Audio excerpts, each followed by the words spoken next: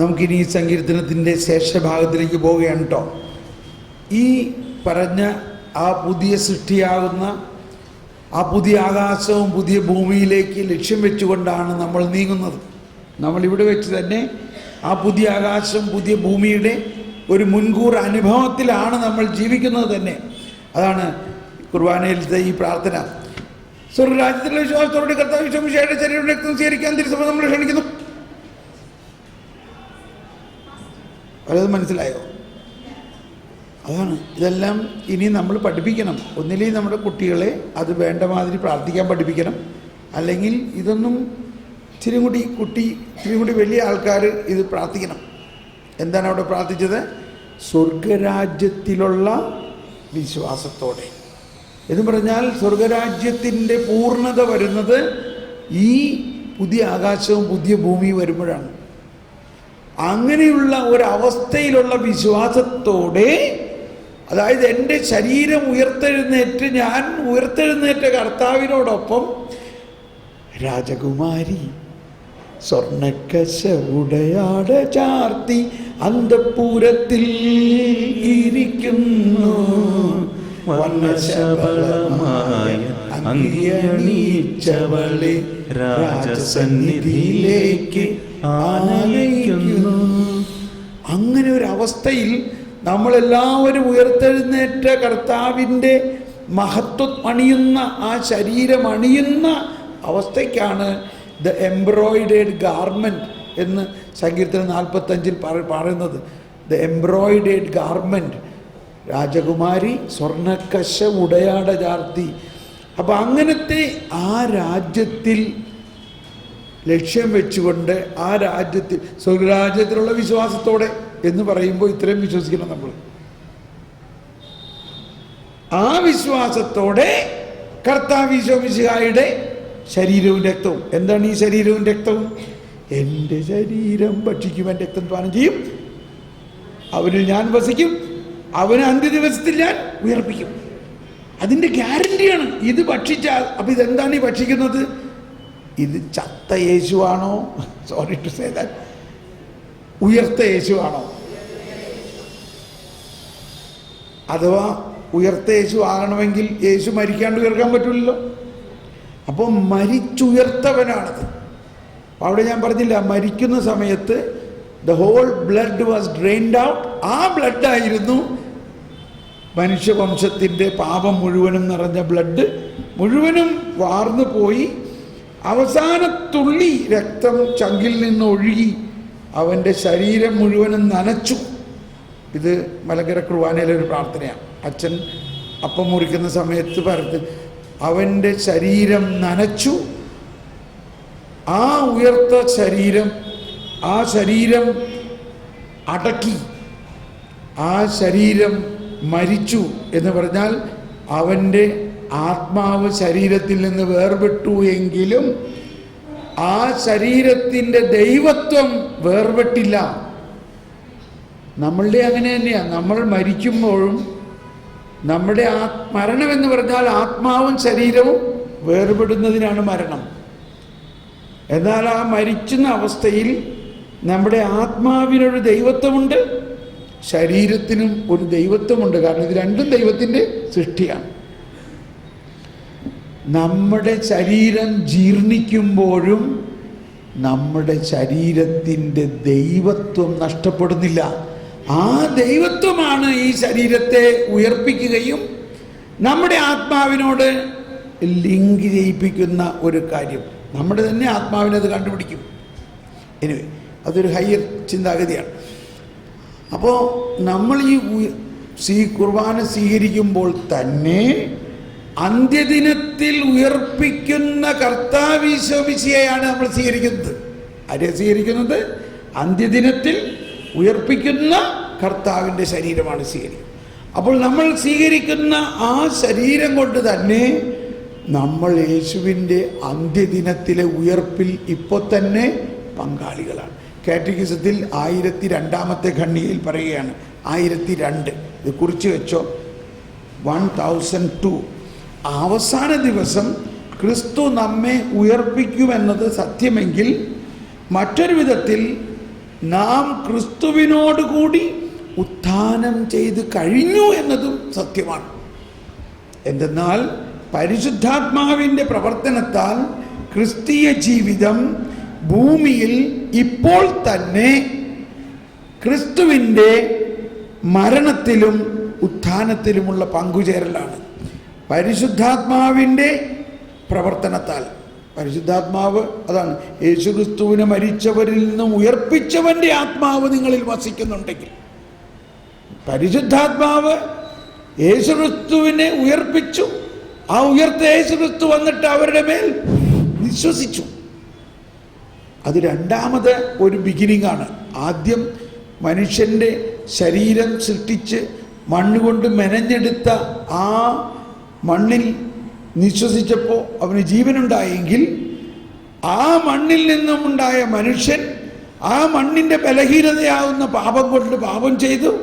ആ പാപത്തിനെ ഏറ്റെടുത്തുകൊണ്ട് മണ്ണിൽ നിന്നല്ലാത്തതായ വിണ്ണിൽ നിന്ന് വന്ന മറ്റൊരാദം വന്നുകൊണ്ട് ആ ആദം, രണ്ടാം ആദം, ഈ ആദ്യ ആദത്തിൻ്റെ എല്ലാ കുറവുകളെയും ഏറ്റെടുത്ത് അവൻ്റെ മേൽ രണ്ടാമത് ഊതുമ്പോൾ അവൻ പുതിയ ഒരു സൃഷ്ടിയായി മാറുകയും അവൻ ഉയർപ്പിൽ പങ്കാളിയാകുകയും ചെയ്യുകയാണ്. അതാണ് ക്രിസ്തുവിനോടുകൂടി ഉത്ഥാനം ചെയ്ത് കഴിഞ്ഞു എന്നത് സത്യമാണ്. എന്തെന്നാൽ പരിശുദ്ധാത്മാവിൻ്റെ, അതാണ് പരിശുദ്ധാത്മാവിൻ്റെ പ്രവർത്തനം. ക്രിസ്തീയ ജീവിതം ഭൂമിയിൽ ഇപ്പോൾ തന്നെ ക്രിസ്തുവിൻ്റെ മരണത്തിലും ഉയർപ്പിലും ഉള്ള പങ്കാളിത്തമാണ്. അതാണ് കുർബാനയിൽ ഈ ബോധ്യത്തോടുകൂടി ആരംഭം മുതൽ അവസാനം വരെ കുർബാനയിൽ നമ്മൾ ഉയർപ്പല്ലേ കാണുന്നത്. സർവാധിപനാം കർത്താവ് പാടി മർത്യനു നിത്യമഹോന്നതമാം ഉത്ഥാനം. കർത്താവേ, അങ്ങ് ഞങ്ങളുടെ ശരീരങ്ങളെ ഉയർപ്പിക്കുന്നവർ, കർത്താവേ അവിടുത്തെ പരിശുദ്ധാത്മാവ് എഴുന്നള്ളി വരണമേ. ഇത് അങ്ങയുടെ ഈ കുർബാനയിൽ ആവസിച്ച് ഞങ്ങളെ വിശുദ്ധീകരിച്ച് പവിത്രീകരിച്ച് ഞങ്ങളെ സ്വർഗരാജ്യത്തിൽ പുതുജീവൻ പകരുന്നു. ഇതൊക്കെ സംഭവിക്കുകയാണ്. ഓക്കെ, അപ്പോൾ ഇനി ഈ സങ്കീർത്തനത്തിൻ്റെ രണ്ടാം ഭാഗം പെട്ടെന്ന് പോകാൻ നോക്കാം. പക്ഷെ എന്തോ ദൈവത്തിൻ്റെ പ്ലാനാണിത് ഇത്രയും വിശദമായിട്ട് ഇത് പഠിക്കാൻ സാധിക്കുന്നത്. അപ്പോൾ എടുക്കുക, എല്ലാവരും ബൈബിൾ തുറക്കുക, അല്ലെങ്കിൽ കടലാസിൽ നോക്കുക. 19-ാം സങ്കീർത്തനത്തിൽ അവൻ്റെ ചൂടിൽ നിന്നൊളിക്കാനൊന്നിനും കഴിയുകയില്ല. അവൻ്റെ ചൂട് എന്നൊക്കെ പറയുന്നത് പോസിറ്റീവായിട്ട് ചിന്തിക്കണം. ചൂട് എന്ന് പറയുന്നത് ദൈവത്തിൻ്റെ പരിശുദ്ധാത്മാവിലൂടെ നൽകുന്ന ആ പുതുജീവനാണ്. ആ പുതുജീവനിൽ നിന്ന് ഒളിക്കാൻ ആർക്കും കഴിയുകയില്ല. ദൈവം ആഗ്രഹിക്കുന്നത് എല്ലാവരും രക്ഷിക്കപ്പെടണമെന്നും എല്ലാവരും സത്യമറിയണമെന്നും എല്ലാവരും പിതാവിലേക്ക് വരണമെന്നുമാണ് ദൈവം ആഗ്രഹിക്കുന്നത്. ഇനി ആ ലക്ഷ്യമാണ് പുതിയ നിയമം. അതിനുവേണ്ടിയുള്ള ഒരു പുതിയ നിയമമാണ് ഈശോയിലൂടെ കൊണ്ടുവരുന്നത്.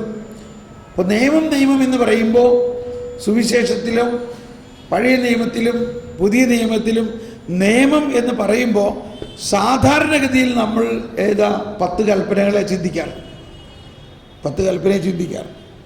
പക്ഷേ 10 കൽപ്പനയിലൂടെ അല്ല ഒരാൾ സ്വർഗത്തിലേക്ക് കയറുന്നത്. ആരിലൂടെയാ? കർത്താവ് ഈശോ മിശിഹായിലൂടെയാണ്. ഇത് പറയുമ്പോൾ ആരും ഇങ്ങനെ വിചാരിക്കരുത് ഈ 10 കൽപ്പന വേണ്ടെന്നല്ല പറയണത്. കൽപ്പന വേണം. എന്തിനാണ് കൽപ്പന? പാപം എന്താണെന്നുള്ള അവബോധമുണ്ടാകുന്നതിനാണ് കൽപ്പന. പക്ഷേ ഈശോ വന്നിട്ട് ഒരു പുതിയ കൽപ്പന നൽകി. ആ പുതിയ കൽപ്പനയിൽ ഈ 10 കൽപ്പനകളും അടങ്ങിയിരിക്കുന്നു. എന്നാൽ ആ കൽപ്പന എന്താണ്? ഞാൻ നിങ്ങളെ സ്നേഹിച്ച പോലെ നിങ്ങളും മറ്റുള്ളവരെ സ്നേഹിക്കും. ഇപ്പോൾ വീണ്ടും കുർബാനയിലേക്ക് വരികയാണ്. കുർബാന ആരംഭിക്കുന്നത് ഏത് കൽപ്പനയെക്കുറിച്ച് പറഞ്ഞിട്ടാണ്?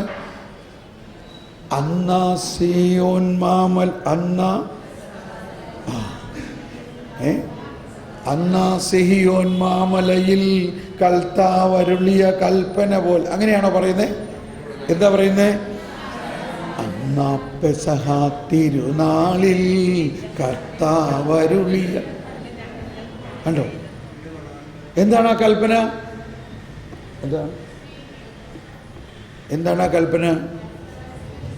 ഞാൻ നിങ്ങൾക്ക് ഒരു പുതിയ കൽപ്പന തരുന്നു.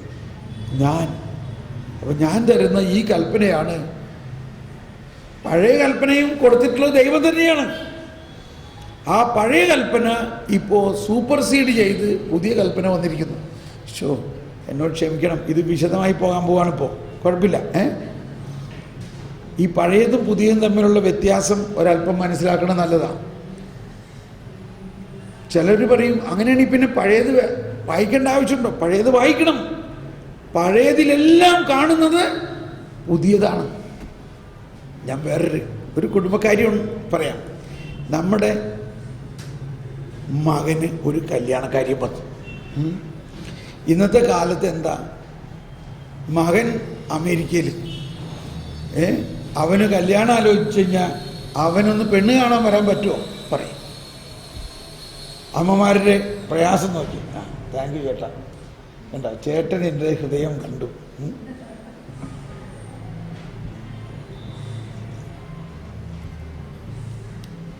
പ്രാക്ടിക്കൽ പ്രശ്നമാണ്. അമ്മമാരുടെ എല്ലാം പ്രയാസമായിരിക്കും. ചെറുക്കൻ അമേരിക്കയിൽ, ഇംഗ്ലണ്ടിൽ, ഓസ്ട്രേലിയയിൽ. ഇവരുടെ കല്യാണം നടത്തണമെന്ന് വിചാരിച്ചു കഴിഞ്ഞാൽ എങ്ങനെ നടത്തും? ഒരു 5-6 പെണ്ണ് കണ്ടാലല്ലേ കല്യാണം നടക്കുള്ളൂ. അപ്പോൾ അവൻ എത്ര പ്രാവശ്യം മരണം അമേരിക്കയിൽ. അതുകൊണ്ട് നമ്മളെന്താ എല്ലാവരുടെയും ലിസ്റ്റ് ഉണ്ടാക്കി വെച്ചേക്കാൾ. വന്നു കഴിഞ്ഞാൽ രാവിലെ ഒരു പെണ്ണ് കാണൽ, ഉച്ചയ്ക്ക് വേറെ പെണ്ണ് കാണൽ, വൈകുന്നേരം വേറെ. അങ്ങനെ ഒരു 2, 3, 4 പെണ്ണ് കാണൽ ഒറ്റ ദിവസം കൊണ്ട് കഴിഞ്ഞ് അതിനകത്ത് വൈകുന്നേരം ആകുമ്പോഴേക്കും തീരുമാനിച്ച് വിവരം അറിയിച്ച് അടുത്ത ദിവസം കല്യാണം ഉറപ്പിക്കണം. ഇതിൻ്റെ അടുത്ത ദിവസം ഒത്തുകല്യാണം നടത്തി, അടുത്ത ആഴ്ച കല്യാണം നടത്തി, അതിൻ്റെ അടുത്ത ആഴ്ച ഇവരങ്ങ് പോകണം. അപ്പോൾ അങ്ങനെ ഇരിക്കുമ്പോൾ ചെറുക്കൻ പറയാണ്, അത് വേണ്ട, ഞാൻ വരണ്ട, ഞാൻ സ്കൈപ്പിലൂടെ പെണ്ണ് കണ്ടോളാണ്. അപ്പോൾ അമ്മ ചോദിച്ചു, അതെന്താ മോനെ? അത് ഞങ്ങൾക്കൊക്കെ അറിയാം, അമ്മ വിഷമിക്കണ്ട.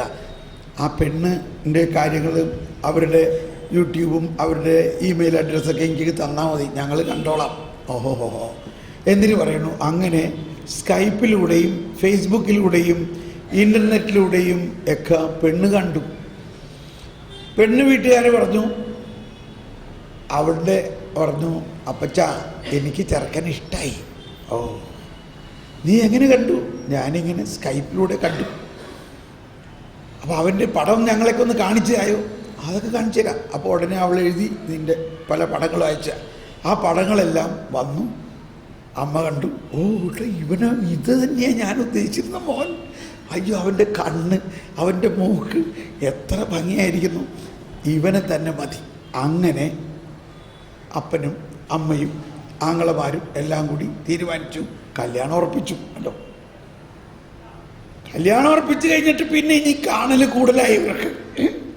ഇവരെപ്പോഴും കാണാൻ തുടങ്ങി. എന്തോ ആകട്ടെ, ആ ഓരോ ദിവസവും ഈ ചെറുക്കൻ ഇനി വീട്ടിലേക്ക്, പെണ്ണിൻ്റെ വീട്ടിലേക്ക് പുതിയ പുതിയ പടങ്ങൾ അയക്കാൻ തുടങ്ങി. അയക്കാൻ തുടങ്ങി കഴിഞ്ഞപ്പോൾ നമ്മുടെ വീട്ടുകാരും ആൾക്കാരൊക്കെ വന്നു കഴിഞ്ഞപ്പോൾ നമ്മൾ ഉടനെ പറയാൻ തുടങ്ങി, ദേ കല്യാണം ഉറപ്പിച്ചു. എവിടെന്നാ ചെറുക്കൻ? ദേ ഈ പടമാണ്. ചെറുക്കൻ്റെ പടം കാണിച്ചു കൊടുത്തു. നന്നായിട്ടുണ്ട്. അങ്ങനെ കുറേ പടങ്ങൾ അയച്ചിരിക്കുന്നു. ഇതാരെക്കുറിച്ചുള്ള പടമാണ്? വരാനിരിക്കുന്ന മണവാളനെക്കുറിച്ചുള്ള പടമാണ്. മണവാളൻ വരും, മണവാളൻ വരും. അപ്പനും അമ്മയ്ക്കും വീട്ടുകാർക്കെല്ലാം ഭയങ്കര പ്രതീക്ഷയാണ്. എന്താണ് പ്രതീക്ഷ? മണവാളൻ വരും. അവനെക്കുറിച്ചുള്ള പടങ്ങൾ ഇതാ വന്നുകൊണ്ടിരിക്കുന്നു.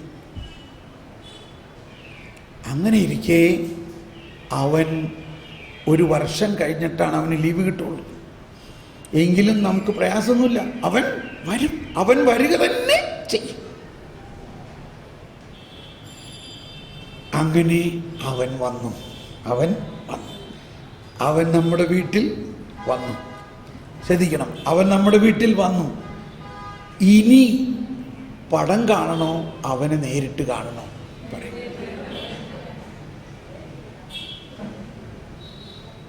കാര്യം മനസ്സിലായോ? അപ്പം എന്തൊക്കെയാണ് ഈ പടങ്ങൾ എന്ന് പറയുന്നത്? ഈ പടങ്ങളാണ് യേശയ്യ അയച്ച പടങ്ങൾ,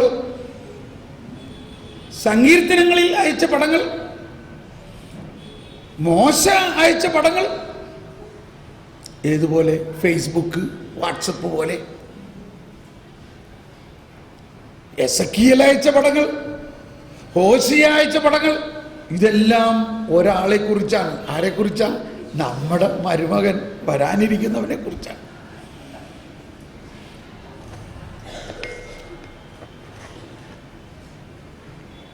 ക്ലിയറായോ? ഇത് ക്ലിയറായോ?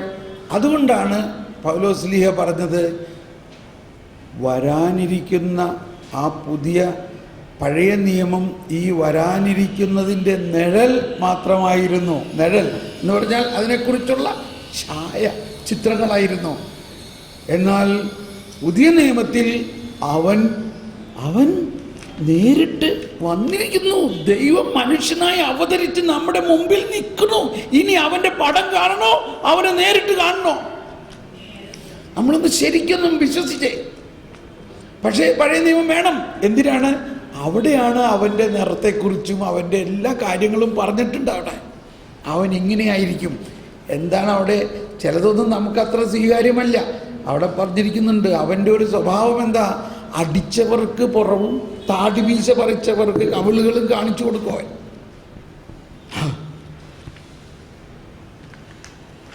അങ്ങനെയുണ്ടോ? അവൻ അടി കൊള്ളോ? എത്ര അടി കൊണ്ടാലും അവനൊരു കുഴപ്പമില്ല. കൊല്ലാൻ കൊണ്ടുപോകുന്ന ആടിനെ പോലെ അവൻ മിണ്ടില്ല. അവൻ കണ്ടിട്ടും കാണുന്നില്ല, അവൻ കേട്ടിട്ടും ഇതൊക്കെ അവൻ്റെ സ്വഭാവങ്ങളാണ്. ഇതൊക്കെ ആ അർത്ഥത്തിലാണ് പഴയ നിയമത്തെ നമ്മൾ മനസ്സിലാക്കേണ്ടത്.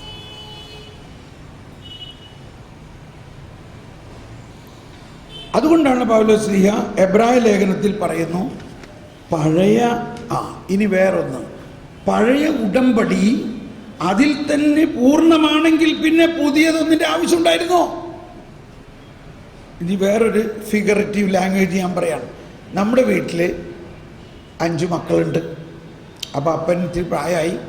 അപ്പന് പെട്ടെന്ന് ഒരു ഹാർട്ട് അറ്റാക്കായി. അപ്പോൾ അപ്പൻ ഉടനെ പറഞ്ഞു, ഞാൻ എപ്പോഴാണ് മരിക്കണമെന്ന് അറിഞ്ഞൂടാ, അതുകൊണ്ട് നമുക്കൊരു ടെസ്റ്റ്മെൻ്റ് ഉണ്ടാക്കാം. ടെസ്റ്റ്മെൻറ്റ്, ആ വാക്ക് തന്നെ ഞാൻ പറയണത്. എന്താ? ടെസ്റ്റ്മെൻ്റ് ഉണ്ടാക്കാം. അപ്പോൾ ആ ടെസ്റ്റ്മെൻറ്റിൽ അപ്പൻ എന്ത് ചെയ്തു? എത്ര മക്കളാണ്? 5 മക്കളെന്ന് വിചാരിച്ചു. 5 മക്കളും അമ്മയും സ്ഥലം മുഴുവനും 6 ഭാഗിച്ചിട്ട് 5 മക്കൾക്കും ഒരു ഭാഗം അമ്മയ്ക്കുമായിട്ട് വെച്ചു. അങ്ങനെ ടെസ്റ്റ്മെൻ്റ് എഴുതി. അപ്പം വിചാരിച്ചത് ഈ ഹാർട്ട് അറ്റാക്കോടുകൂടി ആള് കാലിയാവുന്ന വിചാരിച്ചത്. പക്ഷേ ആള് മരിച്ചില്ല. ആള് അത് കഴിഞ്ഞിട്ട് സുഖമായിട്ട് ജീവിക്കാണ്. അങ്ങനെ 5-10 വർഷം ജീവിച്ചു. ഡോക്ടർമാരെയൊക്കെ അതിശയിപ്പിച്ചിട്ടുണ്ടാകും. എന്തോ ആവട്ടെ. അങ്ങനെ ഇരിക്കെ അമ്മയ്ക്ക് പെട്ടെന്ന് രോഗം പിടിച്ച് അമ്മ മരിച്ചു. അമ്മ മരിച്ചു കഴിഞ്ഞപ്പോൾ അപ്പനിപ്പോൾ ഒരു ചിന്ത, ഇനി ഇപ്പോൾ ഈ ടെസ്റ്റ്മെൻറ്റ് വെക്കുകയാണെങ്കിൽ ഈ മക്കളെല്ലാവരും കൂടി ഈ അമ്മയുടെ സ്വത്തിന് എന്തായാലും ഒരു പ്രശ്നം കൂടി ഉണ്ടാവുമല്ലോ. ഇളയവൻ പറയും, അത് അപ്പൻ എന്നോട് അന്ന് പറഞ്ഞിട്ടുള്ളതാണ്, അത് നീ എടുത്തോളാം. എന്തു ആവട്ടെ, അങ്ങനെ ഒരു ഡിസ്പ്യൂട്ട്. അപ്പോൾ ഈ മാതാപിതാക്കൾക്ക് ഉണ്ടാകേണ്ട ഒരു ജ്ഞാനമാണ്, നമ്മൾ മരിക്കണേക്ക് മുമ്പ് അതൊക്കെ ഒന്ന് എഴുതി വെച്ചിട്ട് മരിക്കി, ബാക്കിയുള്ള അടുത്ത തലമുറയ്ക്ക് പ്രശ്നമില്ലാതിരിക്കാൻ. നോക്കിയ എല്ലാ കുടുംബത്തിനും ഇതൊക്കെ പ്രശ്നമല്ലേ. എനിവേ, അതവിടെ നിൽക്കട്ടെ. അപ്പോൾ അപ്പം പറഞ്ഞു, ഞാനേ ആ ടെസ്റ്റ്മെൻറ്റ് മാറ്റി ഒരു പുതിയ ടെസ്റ്റ്മെൻറ്റ് എഴുതാം. ആ പുതിയ ടെസ്റ്റ്മെൻറ്റിൽ അമ്മയ്ക്കുള്ള ഓഹരി കൂടി മക്കൾക്ക് 5 പേർക്കും കൂടി ഭാഗിച്ചു കൊടുത്തുകൊണ്ടുള്ള ഒരു പുതിയ ടെസ്റ്റ്മെൻറ്റ് എഴുതി. ഇപ്പം നിങ്ങൾക്കറിയാലോ, സാധാരണ നമ്മളൊരു ടെസ്റ്റ്മെൻറ്റ് രജിസ്റ്റർ ആക്കാൻ ചെല്ലുമ്പോൾ ഈ പഴയ ടെസ്റ്റ്മെൻറ്റ് നിലവിൽ നിൽക്കുന്നുണ്ടെങ്കിൽ ഈ പുതിയ ടെസ്റ്റ്മെൻറ്റ് രജിസ്റ്റർ ആക്കാൻ പറ്റുമോ? പറ്റുമോ? ഒന്ന് കൈവീശി കാണിച്ചെല്ലാവരും. നിങ്ങൾക്ക് ഇച്ചിരി അറിയാവുന്ന ആൾക്കാരെങ്കിലും ഇവിടെ ഒന്ന് പറഞ്ഞേ, പറ്റുമോ? ഒരാളുടെ പേരിൽ 2 ടെസ്റ്റ്മെൻ്റ് എങ്ങനെ ഉണ്ടാകണേ? ഒരു സ്ഥലത്തിൻ്റെ പേരിൽ 2 ടെസ്റ്റ്മെൻ്റ് എങ്ങനെ ഉണ്ടാകണേ? So it is impossible. അപ്പോൾ ഈ പുതിയ ടെസ്റ്റ്മെന്റ് രജിസ്റ്റർ ആക്കുമ്പോൾ തന്നെ പഴയതിനെ നൾ ആൻഡ് വോയിഡ് ആക്കിയാലല്ലേ ആക്കാൻ പറ്റുള്ളൂ.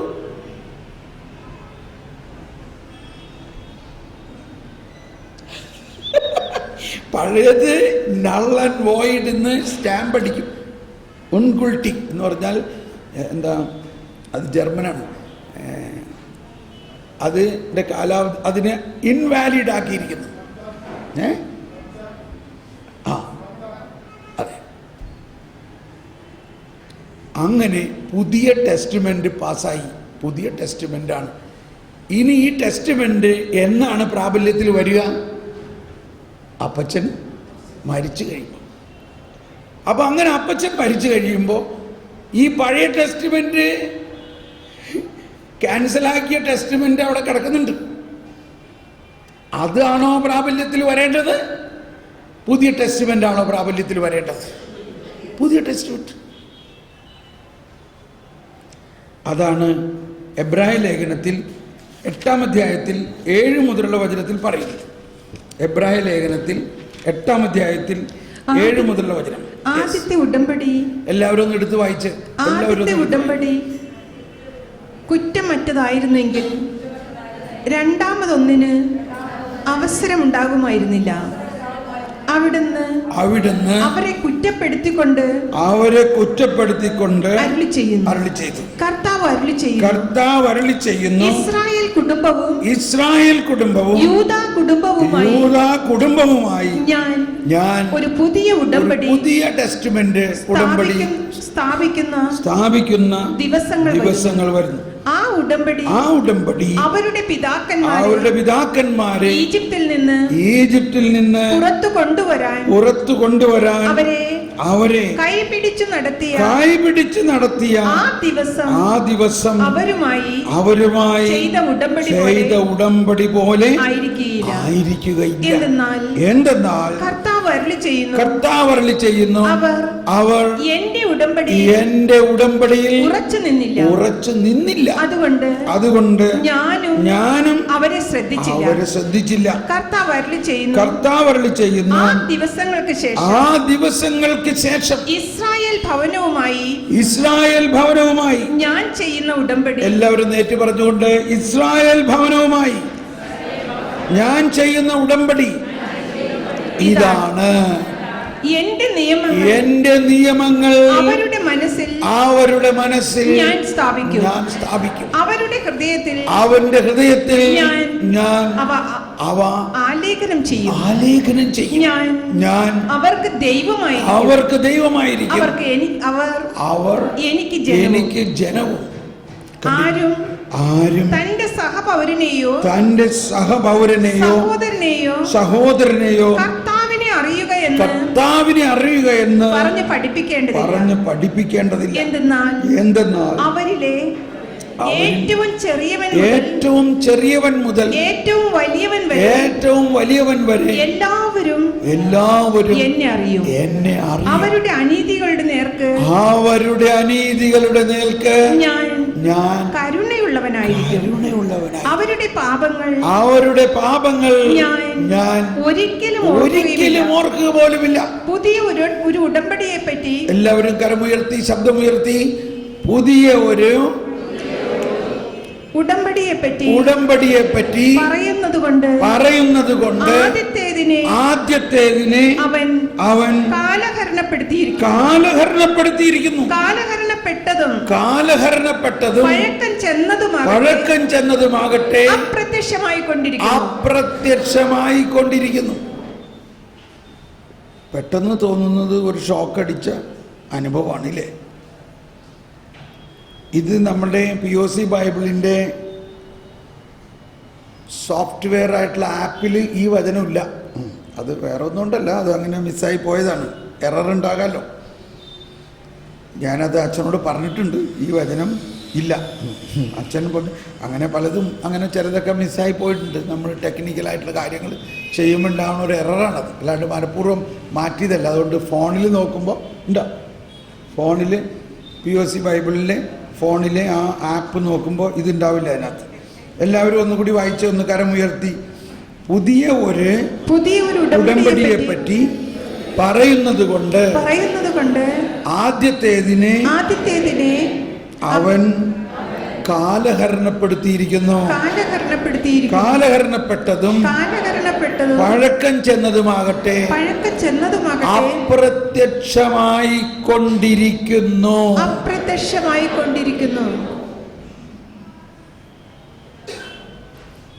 ഇവിടെ പറയുന്നുണ്ട്, പുതിയ ഞാൻ എൻ്റെ നിയമം അവരുടെ ഹൃദയത്തിൽ എഴുതും. എന്താണ് ആ നിയമം? അതാണ് പുതിയ നിയമം. എന്താണ് ആ പുതിയ നിയമം? 12-ാമത്തെ വചനം വായിക്കാം. അവരുടെ അനീതികളുടെ നേർക്ക് ഞാൻ കരുണയുള്ളവനായിരിക്കും, അവരുടെ പാപങ്ങൾ ഞാൻ ഒരിക്കലും ഓർക്കുകയുമില്ല. ഒന്നെല്ലാവരും ഏറ്റു പറഞ്ഞ്, ഇതിപ്പോഴാണ് കരുണാഭിഷേക ധ്യാനം എന്ന് പറഞ്ഞിട്ട് ഈ കരുണയെക്കുറിച്ച് ഇതേവരെ കേട്ടില്ലെന്നായിരിക്കും. നമ്മൾ ഇന്നലെ കരുണയെക്കുറിച്ച് പറഞ്ഞു, അതിനെക്കുറിച്ച് പഠിക്കണമെന്ന് പറഞ്ഞു. ഇനി നമ്മൾക്ക് സാവധാനം അതിനകത്തേക്ക് പ്രവേശിക്കാം. എന്താണ് കരുണ? എവിടെയാണ് കരുണ വന്നത്? പഴയ ഉടമ്പടിയിലൂടെ അല്ല, പുതിയ ഉടമ്പടിയിലൂടെയാണ് കരുണ വരുന്നത്. പഴയ അവരുടെ അനീതികളുടെ നേർക്ക് ഞാൻ കരുണയുള്ളവനായിരിക്കും, അവരുടെ പാപങ്ങൾ ഞാൻ ഒരിക്കലും ഓർക്കുകയുമില്ല. നമ്മളിതൊക്കെ ഓർത്ത് വെച്ചുകൊണ്ടിരിക്കുകയാണ്. വാസ്തവത്തിൽ ക്ഷമിക്കണം കേട്ടോ, ഞാനൊരു കാര്യം പറയാൻ പോവുകയാണ്, ആരും തെറ്റിദ്ധരിക്കരുത്. വാസ്തവത്തിൽ നമ്മൾ ഒരുപാട് ആന്തരിക സൗഖ്യ പ്രാർത്ഥനയൊന്നും പ്രാർത്ഥിക്കേണ്ട ആവശ്യമില്ല. ഇപ്പം ഞാൻ തന്നെ എന്തോരം ആന്തരിക സൗഖ്യം, ആന്തരിക വിശുദ്ധീകരണ ധ്യാനം നടത്തിയിട്ടുള്ളതാ ഇല്ലേ? ഞാൻ തന്നെയാണ് പറയണത്. പൂർണ്ണമായത് ഉദിക്കുമ്പോൾ അപൂർണമായത് അസ്തമിക്കും. അപ്പം എന്ത് ഉദിക്കണം? പൂർണ്ണമായത് ഉദിക്കണം. പൂർണ്ണമായത് എന്താ? ഈ പുതിയ ഉടമ്പടിയും ആ പുതിയ ഉടമ്പടി നമുക്ക് ഗ്യാരണ്ടി തരുന്ന ശരീരത്തിൻ്റെ ഉയർപ്പ്. നമ്മൾ പൂർണ്ണമായി ഉയർത്തെഴുന്നേറ്റ് കഴിയുകയാണെങ്കിൽ പിന്നെ പഴയത് വല്ലതുണ്ടോ?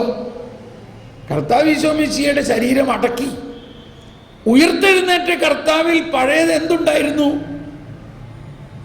പഴയത് വല്ലതും ഉണ്ടായിരുന്നോ? പുതിയതാണ്. എന്നാൽ യേശുവിൻ്റെ ശരീരം തന്നെയാണ് ഉയർത്തത്. ആ പഴയ രക്തമാണോ പിന്നെ വന്നത്? ആ പഴയ രക്തമല്ല. എന്ന പോലെ നമ്മൾ ഓരോരുത്തരും ഒരുപാട് ആന്തരിക സൗഖ്യത്തിൽ നോക്കാതെ പൂർണ്ണമായ ഒരു ഉയർപ്പിനെയാണ് നമ്മൾ നോക്കേണ്ടത്. നമ്മൾ എന്തായി മാറണം? പുതിയ സൃഷ്ടിയായാൽ മതി. പുതിയ സൃഷ്ടിയാകുമ്പോൾ പഴയതെല്ലാം മാറുന്നു താനെ.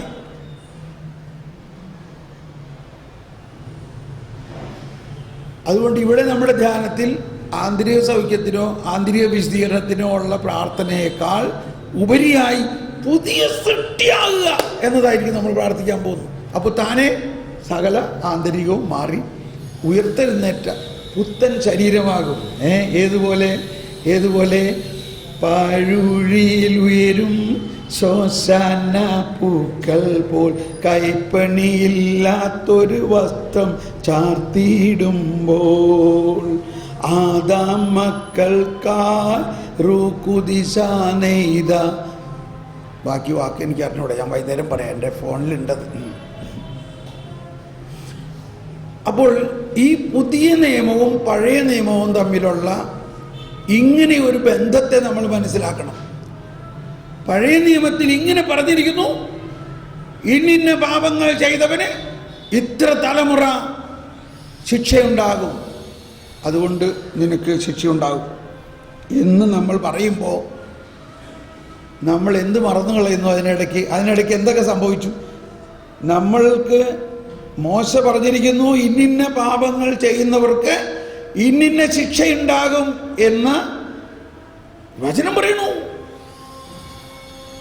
അന്ന് പറഞ്ഞിരിക്കുന്ന ആ വചനവും ഇന്ന് ജീവിക്കുന്ന നമ്മളുടെയും ഇടയ്ക്ക് എന്ത് സംഭവിച്ചു? എന്തെങ്കിലും സംഭവിച്ചോ? ആരെങ്കിലും പറഞ്ഞ് എന്ത് സംഭവിച്ചു? യേശുക്രിസ്തു വന്നു. യേശുക്രിസ്തു വന്നിട്ട് എന്ത് ചെയ്തു? നമ്മൾ ചെയ്ത പാപങ്ങൾ യേശുക്രിസ്തു ഏറ്റെടുത്തു. ഏറ്റെടുത്തോ? ഏറ്റെടുത്തുവെങ്കിൽ പിന്നെ ഇനി ആ പാപത്തിന് ശിക്ഷയോ പാപത്തിൻ്റെ ശാപമോ നമുക്കുണ്ടാകുമോ? അപ്പോൾ അങ്ങനെ നീ ചെയ്ത കുറ്റത്തിന് നിനക്ക് തന്നെ പ്രതികാരമുണ്ടാകുമെന്നും നിനക്കതിൻ്റെ ശാപമുണ്ടാകുമെന്നോ നിനക്കതിൻ്റെ ശിക്ഷയുണ്ടാകുമെന്നോ ഇന്ന് ഒരു വിശ്വാസിയായ മാമോദീസ സ്വീകരിച്ച ഒരുവൻ വിശ്വസിക്കുകയാണെങ്കിൽ അവൻ വാസ്തവത്തിൽ ക്രിസ്തുവുമായിട്ടുള്ള ബന്ധം വിച്ഛേദിച്ചുവോ? ഇത് പൗലോസ്ലീഹയുടെ ഭാഷയാണ്. അവൻ ക്രിസ്തുവുമായിട്ടുള്ള ബന്ധം വിച്ഛേദിച്ചു. ക്രിസ്തു അവനിലുണ്ടെങ്കിലും ക്രിസ്തു എന്താ അവന് വേണ്ടി ചെയ്തതെന്ന് അവൻ പരിഗണിക്കുന്നില്ല. അവൻ ഈ പുതിയ ഉടമ്പടിയിലല്ല. ഏത് ഈ അപ്പനിപ്പോൾ പുതിയ ഉടമ്പടിയില്ലേ? അവൻ ഏത് ഉടമ്പടി കൊണ്ട് നടക്കുന്നത്? കാലഹരണപ്പെട്ട ഇൻവാലിഡ് ആയിട്ടുള്ള ഒരു ഉടമ്പടിയും വെച്ചുകൊണ്ട് ജീവിക്കുകയാണ് ആൾ.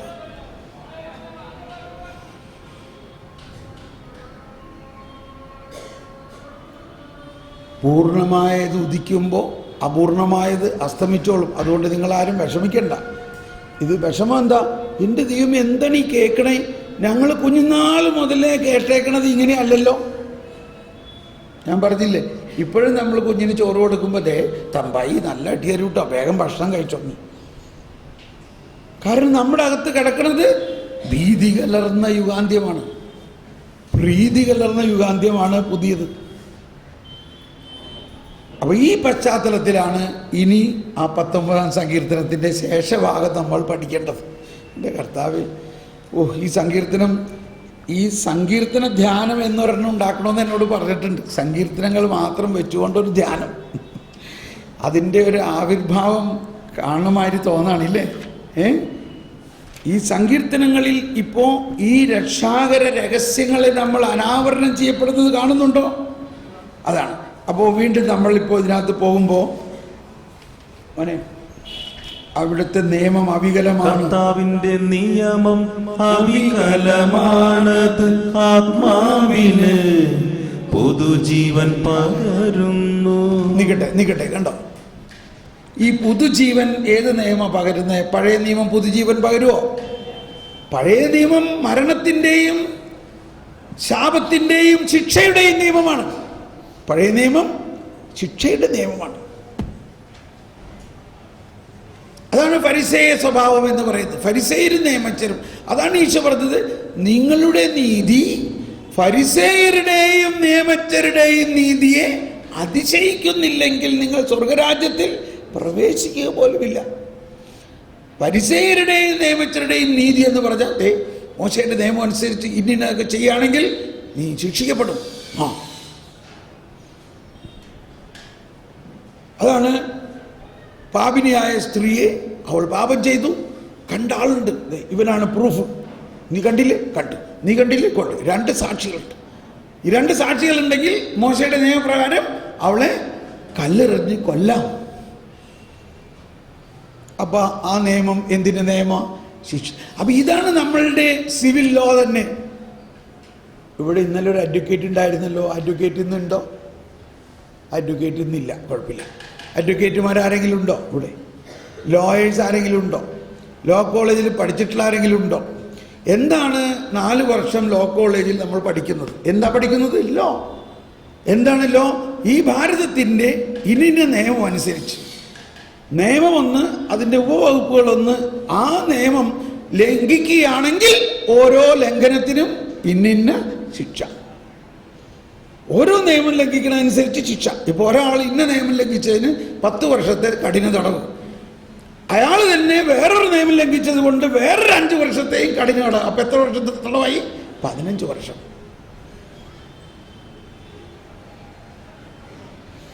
ഞാൻ അങ്ങനെ ഒരാളെ, ജർമ്മനിയിലാണ് ഞാനപ്പോൾ, ജർമ്മനിയിൽ തടവറയിൽ ഇങ്ങനെ ശുശ്രൂഷയ്ക്ക് ചെന്നപ്പോൾ അവരെ വളരെ അനുകമ്പയോടെ എനിക്ക് അവരോട് പെരുമാറാൻ പറ്റി. അവരെല്ലാം പൊട്ടിക്കരഞ്ഞുപോയി. വളരെ ഭീകരരായിട്ടുള്ളവരുള്ള ജയിലായിരുന്നു. വളരെ 7 ഇരുമ്പ് കവാടങ്ങൾ തുറന്നിട്ടാണ് പോലീസ് എന്നെ അകത്ത് കൊണ്ടുപോയത്. ഞാൻ ഇന്നും ഓർക്കുകയാണ്, ദൈവമേ, അവരൊക്കെ കണ്ടു കഴിഞ്ഞ കാഴ്ചയും വളരെ ഭയപ്പെടുത്തുന്ന കാഴ്ച. ഞാൻ ആലോചിച്ചു, ദൈവമേ, എങ്ങനെയാണ് ഇവരോട് പറയുക? പക്ഷേ അവിടെ നിന്നപ്പോൾ ഒരു മരത്തിൻ്റെ ഒരു കുരിശ് എൻ്റെ കയ്യിൽ കൊണ്ടുപോകാനായിട്ട് എനിക്ക് അനുവാദം തന്നു. ഞാനത് ഉയർത്തിയിട്ട് പറഞ്ഞു, ഞാനിവിടെ വന്നിരിക്കുന്നത് ഇത് പറയാനാണ്. കർത്താവ് ഈശോ മിശിഹ പറഞ്ഞു, ഞാൻ തടവറയിലായിരുന്നപ്പോൾ നീ എന്നെ വന്ന് കണ്ടു, ഞാൻ കാരാഗൃഹത്തിലായിരുന്നപ്പോൾ നീ എന്നെ വന്ന് കണ്ടു. ഈ കർത്താവ് ഈശോ മിശിഹ മരിക്കുന്ന സമയത്ത് ഒരു പുരോഹിതനോ ഒരു മെത്രാനോ ഒരു പോപ്പോ അദ്ദേഹത്തിൻ്റെ കൂടെ മരിക്കാനുണ്ടായില്ല, മറിച്ച് 2 തടവുകാരാണുണ്ടായത്. ഇത് കേട്ട ഉടനെ ഇവരുടെ എല്ലാം മുഖം തെളിഞ്ഞു, കണ്ണുകൾ പ്രകാശിച്ചു. ശരിയാണോ അല്ലയോ? എന്തോ ഒരു അനുഭവമായിരുന്നു. അപ്പോൾ അവിടെ ഒരാൾ എന്നോട് വന്ന് പറഞ്ഞു, സാറേ എൻ്റെ കൂടെ അല്പസമയം കൗൺസിലിംഗ് എന്നുള്ള അർത്ഥത്തിൽ തന്നെ. അപ്പോൾ അയാൾ പറയാണ്, 35 വർഷമായി ഞാൻ ഈ തടവറയിൽ തന്നെ. 35 വർഷം. അതെന്തുകൊണ്ടാണ്? ഒരു നിയമത്തിന് ഇത്ര ശിക്ഷ, അടുത്തത് ലംഘിച്ചതിന് ഇത്ര ശിക്ഷ, അങ്ങനെ അക്യൂമുലേറ്റഡ് ഇതാണ്. അയാൾ ഒരിക്കലും അവിടെ നിന്ന് പോകില്ല, അയാളുടെ ജീവപര്യന്തം അവിടെ തന്നെയാണ്.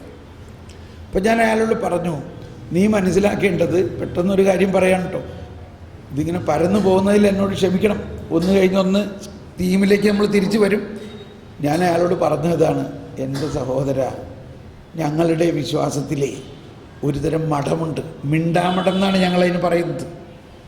ആ മിണ്ടാമഠം എന്ന് പറഞ്ഞാൽ കോൺടെംപ്ലേറ്റീവ് കോൺഗ്രിഗേഷൻ, ക്ലോസ്റ്റർ എന്ന് പറയും. അതിൻ്റെ അകത്ത് ഒരു സിസ്റ്റർ ഒരു പ്രാവശ്യം കയറിയാൽ ഒരിക്കലും അവർ പുറത്തു വരില്ല.